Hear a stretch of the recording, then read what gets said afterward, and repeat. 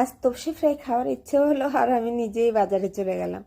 গিয়ে তেমন বড় সাইজের তপসি আজকে বাজারে ছিল না, যাই হোক যে সাইজই পেয়েছি নিয়ে এসেছি, আমার কাজ চলে যাবে। তো এটাকে ভালো করে ধুয়ে এতে এবার অল্প লবণ, অল্প হলুদ, অল্প ভিনেগার, আর এখানে আমি 8 থেকে 10টা রসুনের কোয়া আর 6টার মতো কাঁচা লঙ্কা একসঙ্গে পেস্ট করে নিয়েছিলাম, তার হাফ এখানে আমি দিয়ে ভালো করে মেখে আধ ঘন্টার জন্য রেস্টে রেখে দিলাম।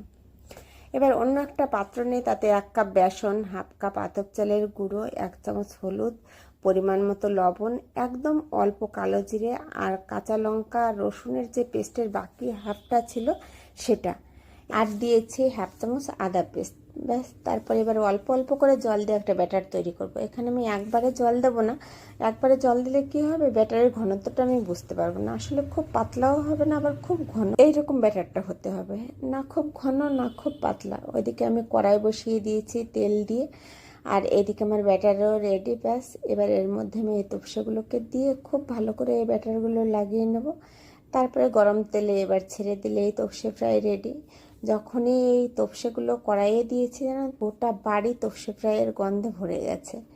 আমার তো ভীষণ প্রিয় খাবার। এবার এটাকে খুব হালকা আঁচে এপিট ওপিট করে উল্টে নিতে হবে, কারণ খুব চড়া আঁচ দিলেই কিন্তু মুচমুচে ভাবটা হবে না, তাই খুব হালকা আঁচেই ভাজবে। এবার এটা তুমি গরম ভাতে পরিবেশন করবে না এমনিই খাবে, সেটা তোমার ব্যাপার, তবে আমার ভাত দিয়েই বেশি ভালো লাগে।